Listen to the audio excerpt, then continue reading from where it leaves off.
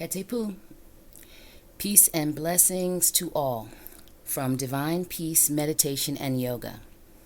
This is Mwt Imani, taking care of the Goddess Urban Farm.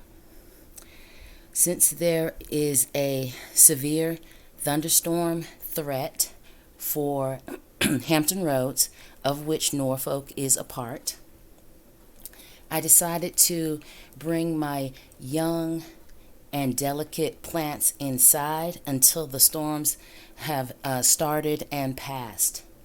In the front row, we have our purple kale, our mini greenhouse for the spinach, Teton hybrid.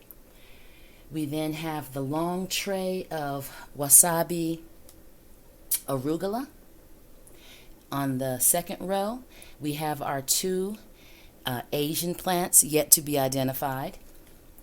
In the second square tray in the back is the red velvet lettuce. In the orange pot, we have sown seeds for our Blue Lake beans.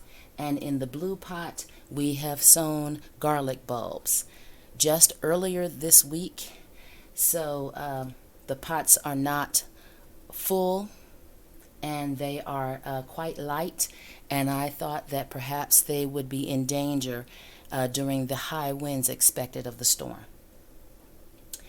The lettuce and the elderberry are their pots are much more full and they are much heavier, but I did make a barricade of paving stones and the compost, the full compost bucket, to try to make some windbreak for those hardier plants. But in high winds, we can only send up prayers and keep our fingers and toes crossed. And finally, on this thought-provoking Thursday, I would like to show some solidarity for our people in Myanmar, also known as Burma, and the warrior goddess Aung San Suu Kyi.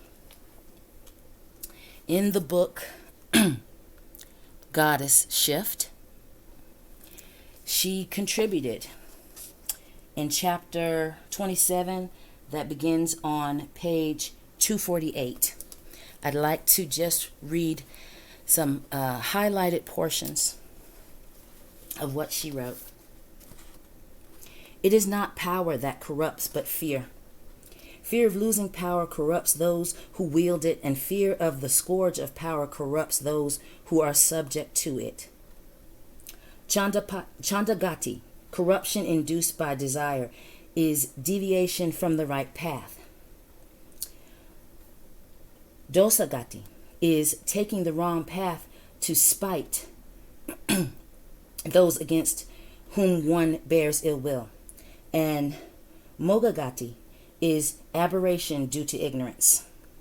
The worst of the four of the gatis is Bayagati. Stifle and slowly destroy all sense of right and wrong. And it often lies at the root of the other three kinds of corruption, just before mentioned. With so close a relationship between fear and corruption, it is little wonder that in any society where fear is rife, corruption in all forms becomes deeply entrenched.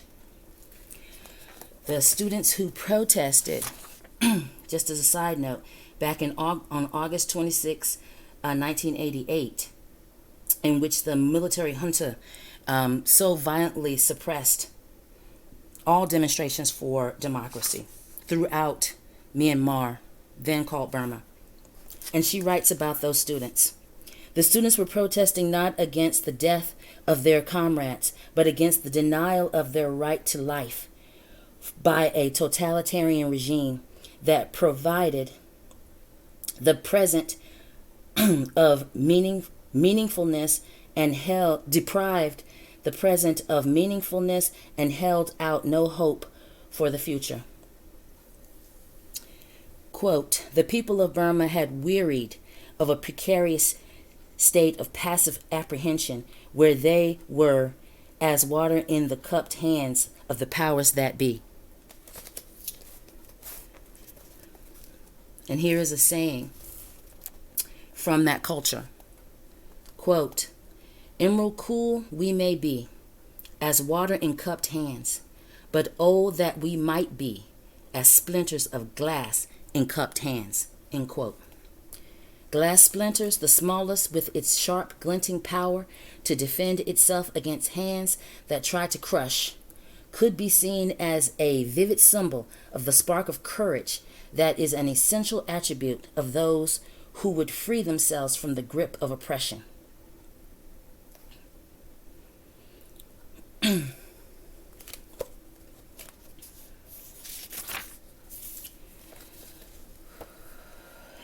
Let us close in unity. Take a slow breath in and a slow breath out. Take another slow breath in, and as you exhale slowly, allow vibrating sound to come forth, if any, or you may remain silent and listen to your inner vibration, which is the same as the universe's vibration. Inhaling.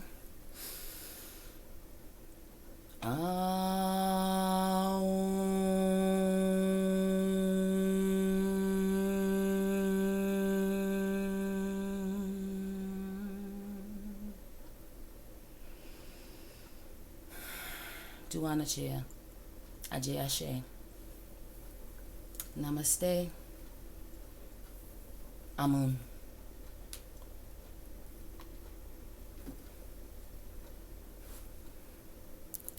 Solidarity for Myanmar. Media, much love. Blessed be.